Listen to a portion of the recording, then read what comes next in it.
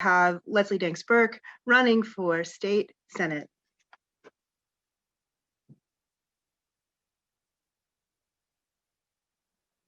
I saw Leslie. It's a real thing. She's here. Did she go? There. She just needs to be unmuted.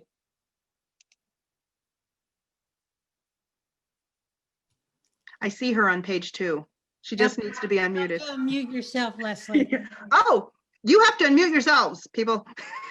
There we go. It wouldn't allow me to unmute myself, but now it does. There we go.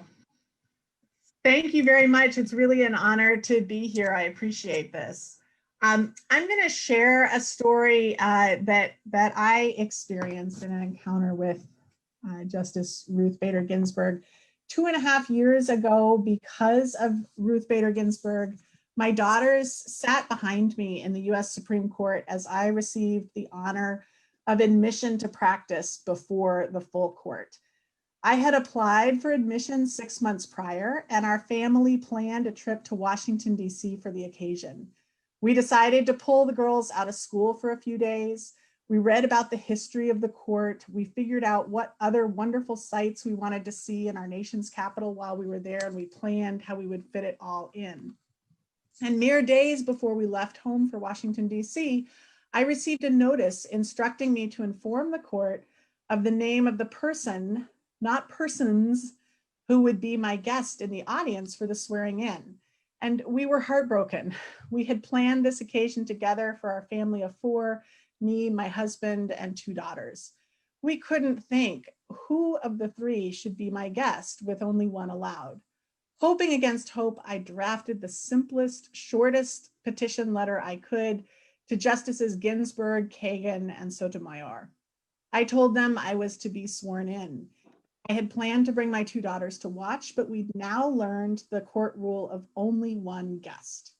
I asked them to please consider whether the court could grant an exception for 2 little girls. We packed, we drove to DC, not knowing which of us would be allowed in. On the way, I received an email reply from the clerk, stiff, impersonal, notifying me that my request for an exception had been granted and that 2 additional guests aged 8 and 13 would be allowed. I did not know which of the 3 women justices had intervened, but I was beyond grateful. On the morning of, we dressed carefully. Along with the other lawyers honored with admission to practice that morning and with their guests, we went through security.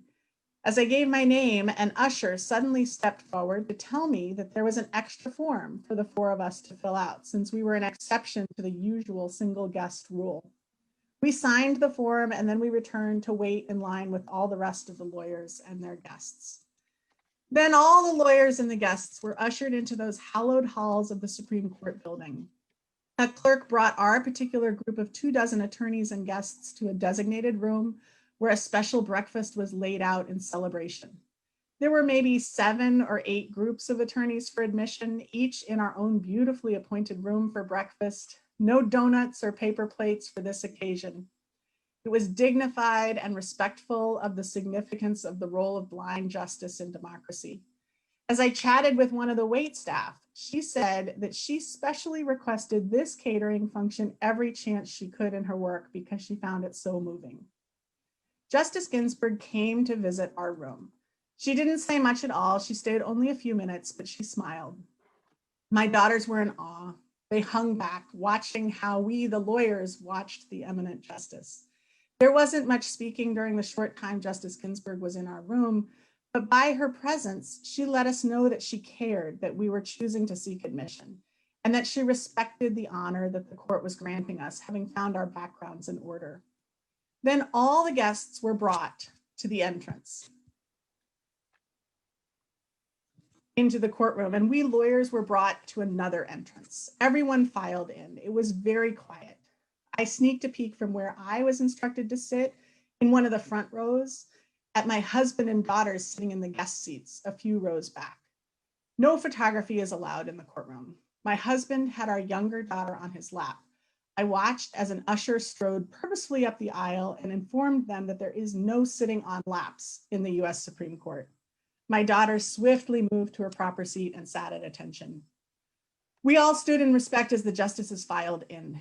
Each justice has a chair positioned at the exact height appropriate for that justice's physical stature. That means that the backs of the chairs are at different heights up and down the row. Justice Ginsburg's chair was the highest because she was the smallest person. We sat, we listened to words of wisdom about the meaning of admission to practice before the court, and then we rose again in smaller groups to be sworn in. I was riveted to the justices' faces as they seriously attended to the ceremony of admitting almost 100 attorneys to practice before the court just that morning. Suddenly, as my own name was called, I saw Justice Ginsburg's head incline ever so slightly, her eyes swing to meet mine, and a smile crinkle the edges.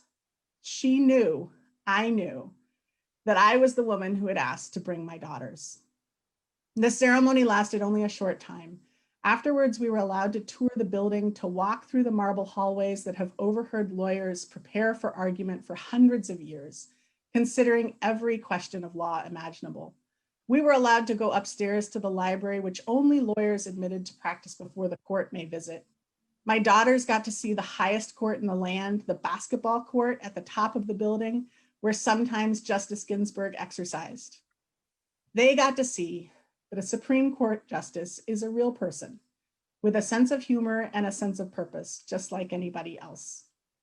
And as I reflect on Justice Ginsburg's formidable body of work, I remember also that she gave my daughters the gift of seeing that a girl just like them can grow up to change the world. Thank you, Honorable Ruth Bader Ginsburg. Thank you, Leslie. And thank you all